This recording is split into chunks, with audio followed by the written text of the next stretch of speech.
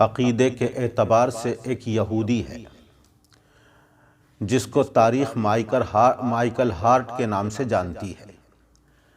یہ Michael Hart جو تاریخ پر بہت بڑی معلومات رکھتا ہے، مہارت رکھتا ہے، تاریخ پر اس کو عبور حاصل ہے۔ اس نے ایک کتاب لکھی ہے، اس کتاب کا نام ہے 100 most influential person in history, 100 عظیم آدمی۔ اس نے 28 سال تک تحقیق کی، مطالعہ کیا، ریسرچ کی، اور اس دنیا کے اندر وہ انسان جنہوں نے کسی بھی اعتبار سے انقلاب برپا کیا ہے، اس دنیا کے اوپر گہرے اثرات چھوڑے ہیں، اور دنیا کے انسان ان سے متاثر ہوئے ہیں، ان لوگوں کے بارے میں تحقیق کی۔ تقریباً 28 سال تک وہ تاریخ کا مطالعہ کرتا رہا، چاہے سیاست کے اعتبار سے، تہذیب کے اعتبار سے، معیشت کے اعتبار سے، سائنسی ایجادات کے اعتبار سے، جہاں بانی اور حکمرانی کے اعتبار سے، صنعت و حرفت کے اعتبار سے،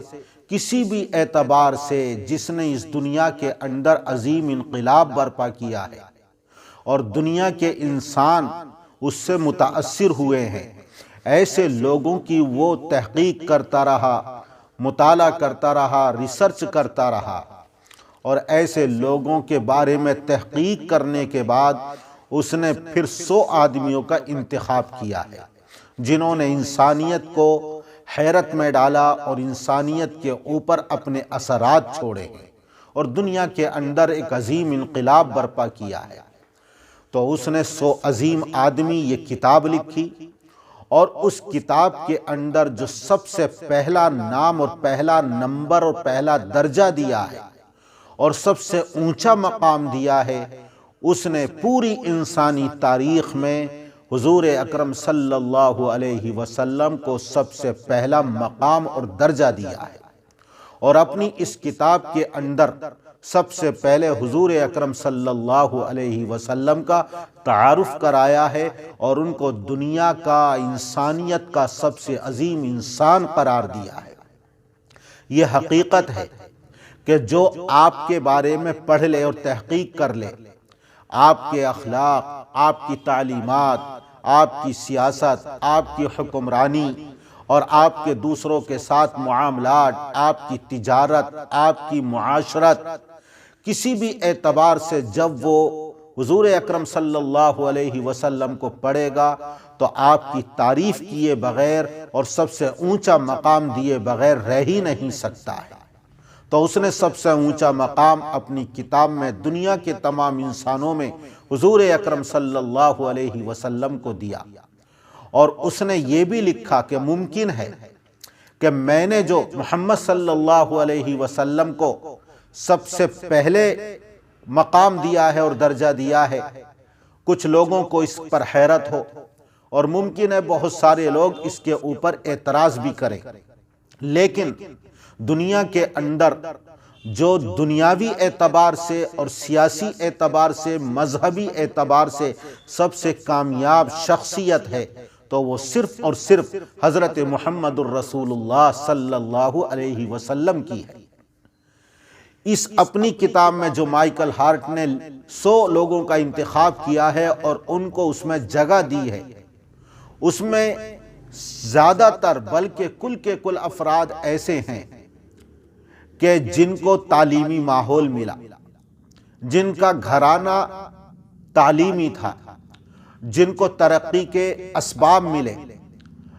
جنہوں نے تہذیب کے مرکز کے اندر پرورش پائی ہے، وہ ایسی جگہ پیدا ہوئے جہاں بڑی بڑی یونیورسٹیاں، بڑے بڑے کالج اور بڑے بڑے علمی مراکز تھے۔ اس لیے جب ان کے پاس اسباب فراہم تھے، ان کا ماحول ایسا تھا، ان کے حالات ایسے تھے، تو اگر وہ ترقی کرتے ہیں اور کوئی حیرت انگیز کارنامہ انجام دیتے ہیں تو یہ کوئی کمال کی بات نہیں، بلکہ کمال یہ ہے کہ حالات بھی مہیا نہ ہوں اور فراہم نہ ہوں، لیکن پھر بھی ایک عظیم انسان بن جائے، یہ اعلیٰ درجے کے کمال کی بات ہے۔ اب حضور اکرم صلی اللہ علیہ وسلم جہاں پیدا ہوئے ہیں، اس ملک کا اگر جغرافیہ دیکھو گے تو وہاں کوئی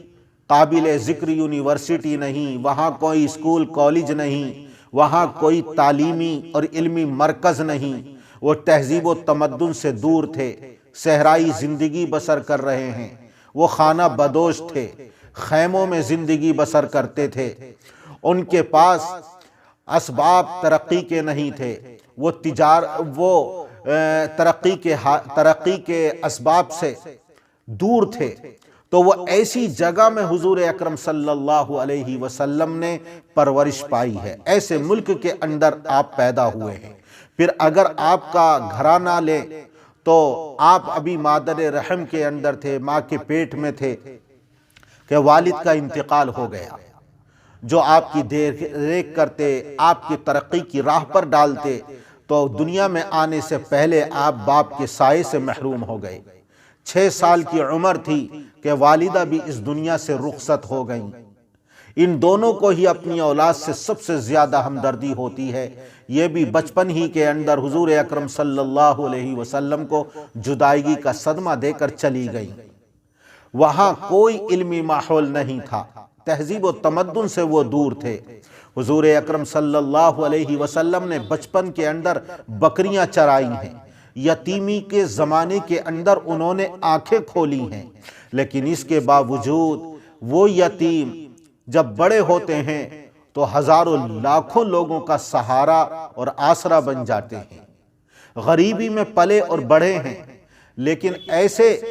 کہ ان کے در پر اگر کوئی غریب آ گیا ہے تو وہ دنیا کا امیر انسان بن گیا ہے۔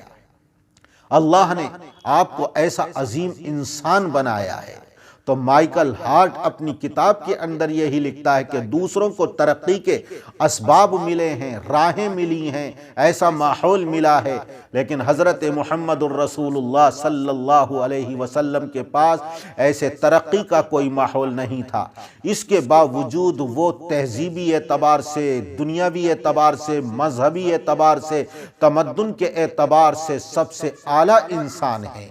وہ قوم جو تہذیب و تمدن سے دور تھی، آپ نے ان کو تہذیب اور تمدن کا ایسا سبق پڑھایا کہ دنیا کی سب سے بڑی مہذب قوم بن گئی، اور دنیا کو انہوں نے تہذیب اور تمدن کا سبق دیا ہے۔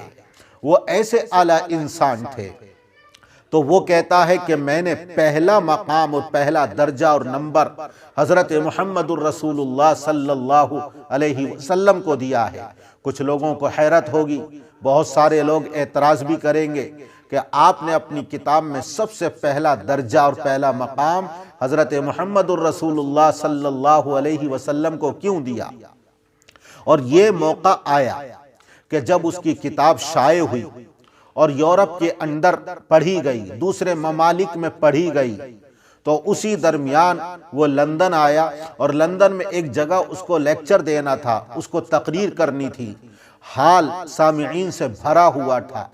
جب وہ تقریر کرنے کے لیے کھڑا ہوا تو ایک شور برپا ہو گیا، اور لوگوں نے اعتراض کرنا شروع کیا کہ آپ نے اپنی کتاب کے اندر جس میں 100 عظیم دنیا کے انسانوں کا انتخاب کیا ہے، اس میں حضور اکرم صلی اللہ علیہ وسلم کو پہلا مقام کیوں دیا ہے؟ تو مائیکل ہارٹ نے کہا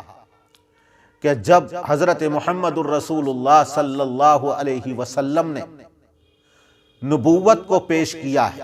اور نئے مذہب کی بنیاد ڈالی ہے، تو ابتدا میں آپ پر ایمان لانے والے صرف 4 افراد تھے،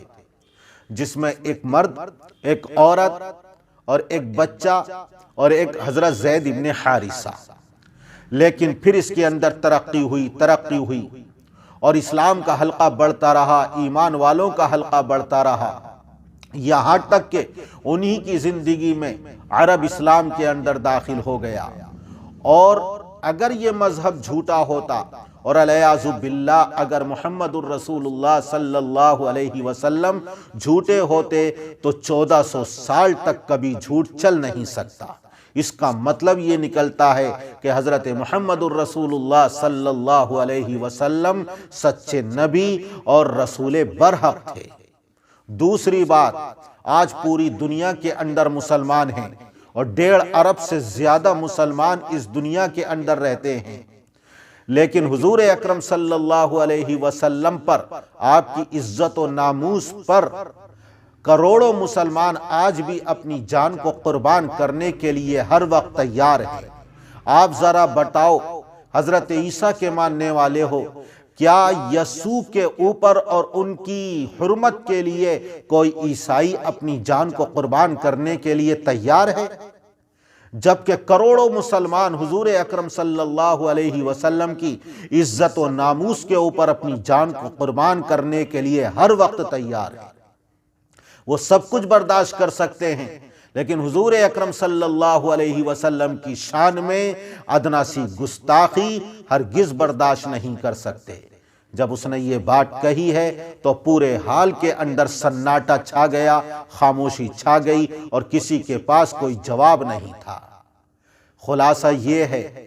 کہ حضرت محمد الرسول اللہ صلی اللہ علیہ وسلم کی تعریف جس طرح اپنوں نے کی ہے، بیگانوں نے کی ہے، دشمنوں نے کی ہے، جو بھی انصاف کی نظر سے آپ کی سیرت طیبہ کو دیکھے گا، پڑھے گا، وہ آپ کی تعریف کیے بغیر ہرگز نہیں رہ سکتا۔ آج جو آپ کی شان میں گستاخی کرتے ہیں،